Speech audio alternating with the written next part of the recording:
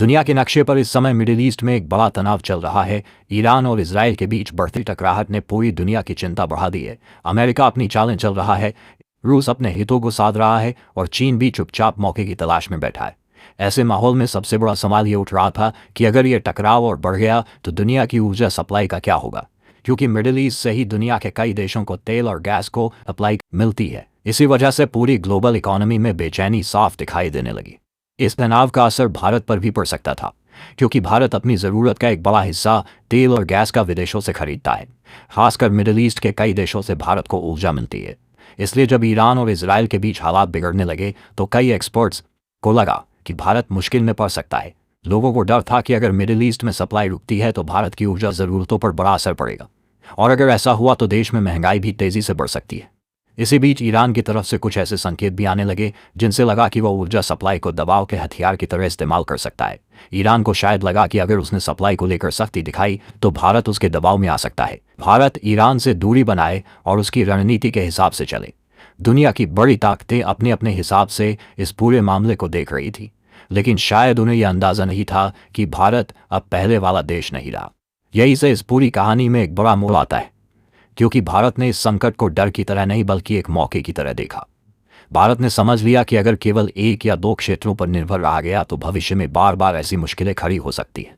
इसलिए भारत ने तुरंत अपनी ऊर्जा रणनीति को और मजबूत करने का फैसला किया, और फिर शुरू हुई एक ऐसी कूटनीतिक चाल जिसने कई देशों को चौंका दिया। जब मिडिल ईस्ट से गैस सप्लाई को लेकर अनिश्चितता बढ़ने लगी तो भारत ने अपने पुराने और भरोसेमंद साझेदारों से बात करना शुरू किया। रूस पहले से ही भारत का एक बड़ा ऊर्जा सहयोगी रहा है और उसने हमेशा मुश्किल समय में भारत का साथ दिया है, लेकिन इस बार केवल रूस पर निर्भर रहना काफ़ी नहीं था। भारत को ऐसे नए विकल्प चाहिए थे जो दूर हों लेकिन भरोसेमंद भी हो, और यहीं से दुनिया के दो बड़े देशों का नाम इस कहानी में सामने आता है। ये दो देश हैं ऑस्ट्रेलिया और कनाडा। आमतौर पर लोग इन्हें अमेरिका के करीबी देशों के रूप में जानते हैं, लेकिन इस बार इन दोनों देशों ने भारत के साथ खड़े होकर एक नया संदेश दिया। जब भारत ने ऊर्जा सुरक्षा को लेकर उनसे बातचीत की तो दोनों देशों ने सकारात्मक संकेत दिए। उन्होंने भारत को अतिरिक्त गैस सप्लाई देने की संभावना पर चर्चा शुरू की, और यही से पूरी दुनिया को समझ आने लगा कि भारत ने इस संकट से निकलने का रास्ता खोज लिया है। चलिए पूरी अपडेट को समझते हैं, लेकिन आगे बढ़ने से पहले इस वीडियो को एक लाइक करके चैनल को सब्सक्राइब जरूर कर लीजिए, क्योंकि हम आपके लिए हर रोज़ ऐसी ही खबरों का विश्लेषण लाते हैं। ऑस्ट्रेलिया और कनाडा का भारत के साथ इस तरह आगे आना कोई साधारण बात नहीं थी। इसके पीछे कई सालों की मेहनत और भरोसे पर बनी साझेदारी काम कर रही थी। भारत ने पिछले कुछ वर्षों में अपनी ऊर्जा कूटनीति को बहुत मजबूत बनाया है। यही कारण है कि जब संकट का समय आया तो कई देशों ने भारत का साथ देने में देर नहीं की। ऑस्ट्रेलिया ने साफ कहा कि वह भारत को अतिरिक्त गैस सप्लाई देने के लिए तैयार है। वहीं कनाडा ने भी अपने संसाधनों को भारत के लिए उपलब्ध कराने का भरोसा दिया। ऑस्ट्रेलिया दुनिया के उन देशों में गिना जाता है जिनके पास गैस के बहुत बड़े भंडार हैं। वहाँ से LNG यानी लिक्विफाइड नेचुरल गैस बड़े बड़े जहाज़ों के जरिए दुनिया के कई देशों तक पहुँचाई जाती है। कनाडा के पास भी ऊर्जा संसाधनों की कमी नहीं है और उसकी तकनीक भी काफ़ी उन्नत मानी जाती है। जब इन दोनों देशों ने भारत को सप्लाई बढ़ाने का संकेत दिया तो ऊर्जा बाजार में एक बड़ा संदेश गया। यह संदेश साफ था कि भारत अब किसी एक क्षेत्र पर निर्भर रहने वाला देश नहीं है। यहाँ एक तकनीकी बात को समझना भी ज़रूरी है। गैस सप्लाई के दो बड़े तरीके होते हैं, एक पाइपलाइन और दूसरा LNG जहाज़ों के जरिए। मिडिल ईस्ट से भारत तक आने वाली कई सप्लाई पाइपलाइन या छोटे टैंकरों पर निर्भर रहती है, लेकिन अगर युद्ध का माहौल बन जाए तो इन रास्तों पर खतरा बढ़ जाता है। इसके मुकाबले ऑस्ट्रेलिया और कनाडा से आने वाली LNG बड़े सुरक्षित जहाज़ों के जरिए समुद्री रास्तों से आती है, इसलिए यह तरीका ज़्यादा भरोसेमंद माना जाता है। जब भारत ने इन नए विकल्पों पर काम शुरू किया तो इसका असर तुरंत दिखने लगा। ऊर्जा बाजार में यह संदेश गया कि भारत ने अपनी सप्लाई लाइन को मजबूत कर लिया है। इसका मतलब यह था कि अगर मिडिल ईस्ट में हालात और ख़राब भी हो जाएं तो भारत की ऊर्जा ज़रूरतें पूरी होती रहेंगी। यही वजह है कि कई विश्लेषकों ने इसे भारत की बड़ी रणनीतिक जीत बताया, क्योंकि इससे भारत की निर्भरता अचानक कम हो गई। इस पूरे घटनाक्रम को चीन भी बहुत ध्यान से देख रहा था।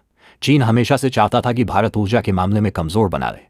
अगर भारत मिडिल ईस्ट पर ज़्यादा निर्भर रहता तो वहाँ का तनाव भारत के लिए बड़ी समस्या बन सकता था, लेकिन भारत ने रूस के साथ अपने रिश्ते बनाए रखे और साथ ही ऑस्ट्रेलिया और कनाडा को भी इस साझेदारी में जोड़ लिया। इससे भारत की स्थिति पहले से कहीं ज़्यादा मजबूत हो गई। इस बीच रूस ने भी भारत को भरोसा दिलाया कि वह अपनी तरफ से सप्लाई में कोई कमी नहीं आने देगा। रूस के आर्कटिक प्रोजेक्ट से निकलने वाली गैस भी भारत के लिए एक बड़ा विकल्प बनी हुई है। यानी एक तरफ रूस का मजबूत साथ और दूसरी तरफ ऑस्ट्रेलिया और कनाडा की नई सप्लाई लाइन। इस तरह भारत ने अपने लिए कई रास्ते खोल दिए और यही कारण है कि अब दुनिया भारत की ऊर्जा रणनीति को बहुत गंभीरता से देखने लगी है। अब जरा इसका असर भारत के आम लोगों की नज़र से समझिए। अगर उस समय गैस और तेल की सप्लाई सच में रुक जाती तो भारत में महंगाई बहुत तेजी से बढ़ सकती थी। पेट्रोल, डीजल और सीएनजी के दाम अचानक ऊपर चले जाते और इसका असर सीधे आम आदमी की जेब पर पड़ता। लेकिन भारत ने पहले से ही दूसरे विकल्प तैयार करके इस खतरे को काफ़ी हद तक कम कर दिया। यही वजह है कि अंतर्राष्ट्रीय तनाव के बावजूद भारत के अंदर स्थिति ज़्यादा नहीं बिगड़ी। यह सरकार की पहले से बनाई गई रणनीति का ही नतीजा है। ऑस्ट्रेलिया और कनाडा से आने वाली गैस का एक और बड़ा फायदा है, इन देशों के पास आधुनिक एलएनजी तकनीक है और बड़े बड़े एलएनजी कैरियर जहाज़ों का इस्तेमाल किया जाता है। ये जहाज़ हज़ारों किलोमीटर का समुद्री सफ़र तय करके सीधे भारत के तटों तक गैस पहुंचा सकते हैं। इसका मतलब यह है कि अगर मिडिल ईस्ट में तनाव बढ़ भी जाए तो भारत की फैक्ट्रियां और रसोई बंद नहीं होंगी। भारत की ऊर्जा सुरक्षा पहले से कहीं ज़्यादा मजबूत हो गई है। इस पूरे घटनाक्रम से चीन की बेचैनी भी साफ दिखाई देने लगी है। चीन लंबे समय से ऑस्ट्रेलिया के गैस और माइनिंग सेक्टर पर अपना प्रभाव बनाए रखना चाहता था, लेकिन जब ऑस्ट्रेलिया ने भारत को प्राथमिकता दी तो चीन के लिए यह एक बड़ा झटका माना गया। यह भी साफ हुआ कि दुनिया के कई देश अब भारत के साथ अपने रिश्ते मजबूत करना चाहते हैं, क्योंकि भारत आज दुनिया की सबसे तेजी से बढ़ती बड़ी अर्थव्यवस्थाओं में से एक बन चुका है। दूसरी तरफ अमेरिका के लिए यह स्थिति थोड़ी अलग है। एक तरफ उसके करीबी सहयोगी देश भारत की मदद कर रहे हैं, जिससे ईरान का दबाव कम हो रहा है, लेकिन दूसरी तरफ भारत का इस तरह अपनी स्वतंत्र नीति पर चलना अमेरिका के लिए एक चुनौती भी है। भारत उसी देश के साथ व्यापार करेगा जिससे उसके लोगों और उसकी अर्थव्यवस्था को फायदा होगा। इस पूरी घटना ने मिडिल ईस्ट के देशों को भी एक बड़ा संदेश दिया है। वे लंबे समय से यह मानकर चल रहे थे कि दुनिया की ऊर्जा ज़रूरतें पूरी तरह उन्हीं पर निर्भर हैं, लेकिन भारत ने यह दिखा दिया कि अगर हालात बदलते हैं तो नए विकल्प भी खोजे जा सकते हैं। रूस, ऑस्ट्रेलिया और कनाडा जैसे देशों के साथ मिलकर भारत ने अपनी ऊर्जा सप्लाई को कई दिशाओं में फैला दिया है। इससे भारत की स्थिति पहले से कहीं ज़्यादा सुरक्षित हो गई है। यही कारण है कि आज दुनिया के कई विशेषज्ञ मान रहे हैं कि आने वाले समय में ऊर्जा ही असली ताकत बनने वाली है। जो देश ऊर्जा के स्रोतों और सप्लाई पर मजबूत पकड़ बनाएगा वही वैश्विक राजनीति में प्रभावी रहेगा। अब भारत किसी एक क्षेत्र पर निर्भर नहीं है, बल्कि उसने अपने चारों तरफ एक मजबूत ऊर्जा कवच तैयार कर लिया है। यही नया भारत है जो दबाव से डरता नहीं बल्कि हर संकट को अवसर में बदलना जानता है। अगर आप भी मानते हैं कि भारत की यह रणनीति देश को और मजबूत बना रही है तो कमेंट में ज़रूर बताइए और वीडियो को लाइक, शेयर और चैनल को सब्सक्राइब करना मत भूलिए। जय श्री राम।